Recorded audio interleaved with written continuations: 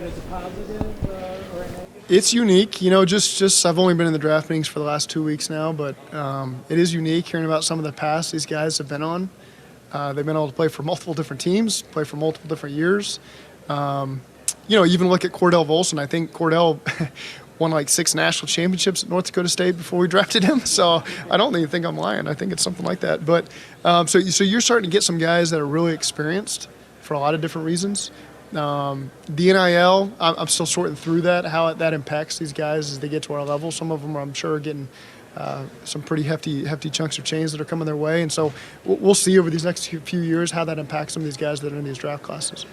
Zach, the offensive line was really remade. It's kind of an awkward standing spot here. The offensive line last offseason was obviously a point of emphasis. You guys really remade that room.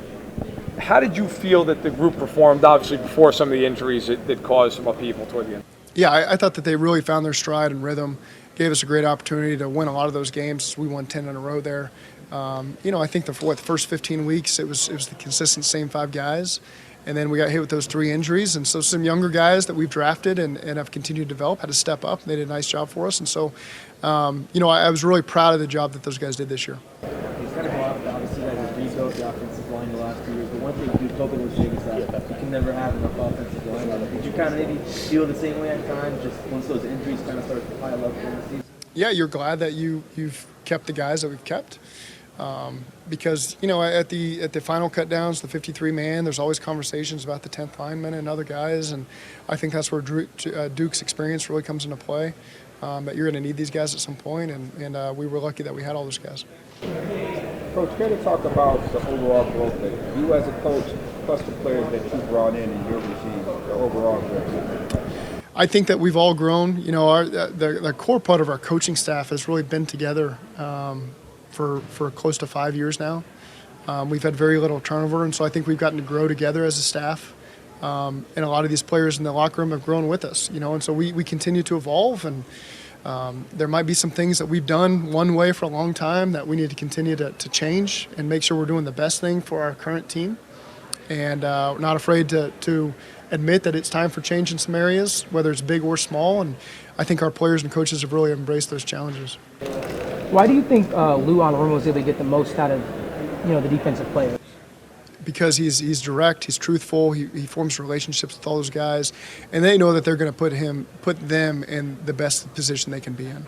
He's got a lot of different packages, a lot of different alignments he can put those guys in. They know that they're going to be maximized, their abilities are, and they believe in what he's asking them to do and their position coaches. And so I just think that room has got its culture within our own culture. That defensive, I think of the defensive auditorium, I think of all the songs they play on Fridays and all the meetings they have together. And it's a really special unit that's really evolved over our 4 years here. You mentioned before that where you were at in your draft process.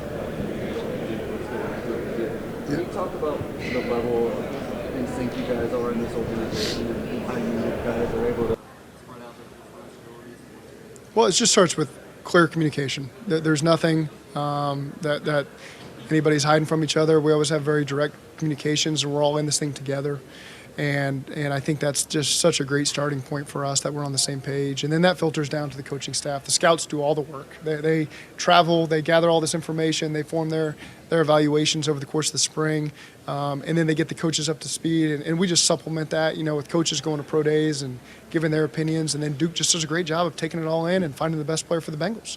And, he just does such a great job navigating the whole draft process for us. And so we got a lot of belief in whatever players come into the building, that they're the right player for us and that they'll help us win games. Do you think you and Duke have particularly grown over the last couple of years as far as that's concerned, as far as your relationship with that? Well, I think Duke has been consistent throughout, and it's really more me just navigating my role as a head coach over the years and learning more about our team and this division and what it's going to take to be a championship level team, and catching up to Duke, I think, is the best way to put it. And I'm doing my best to get on his level, and I'm still a long ways off.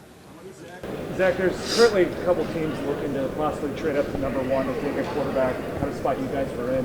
It's just a lot of pressure to put on a young kid, to play early with that expectation. What do you think is kind of key in finding out whether that kind of player can handle that? And then what do you guys coaches do to kind of get him in that position where that's not? Yeah, we just you got to find Joe Burrow and then draft him. And And so I'll let these other teams sort that out that are in that position now. We did it, and it worked for us. Coach, I feel like there's not enough questions about you, man. Did you have any time to, enjoy the offseason? Did you do anything fun with family? The offseason is really just getting started, and so you really, when the season ends, as late as it's ended for us, as February rolls around, it's just some quick downtime before we get into the draft process. But really after the draft process is where you get a chance to, that's where the offseason kicks in for the coaching staff after the offseason program. You get that time in the summer. For me, time off is just picking my kids up from school, dropping them at school, going to basketball games. That's at my point in my life. It's not necessarily the beaches and all that stuff. It's just spending time with the family. And so I look at that as time off for me. An advantage to feel having that continuity coaching setting you have. Yeah, it is an advantage. It's there's not a learning process that is happening for a new coordinator trying to fit what we're doing. Just really thankful that it's worked out where all these coaches have come back. All of our coaches came back, and so that's not just the coordinators, but that's a good place. I think people want to be here working for us and being around these players, and we don't take that for granted. Coach, when you look at a player like Dax Hill, how have you seen him progress, from the first time you actually met him in person to where he is now? Well, I think Dax played several different roles for us this year. And he had done that to an extent at Michigan as well. So he's kind of built for that. And so, again, I think he's an ascending player for us. We know what we drafted. We're getting what we drafted. He's going to continue to grow. I thought he did a really good job playing safety, playing dime, playing nickel, playing corner.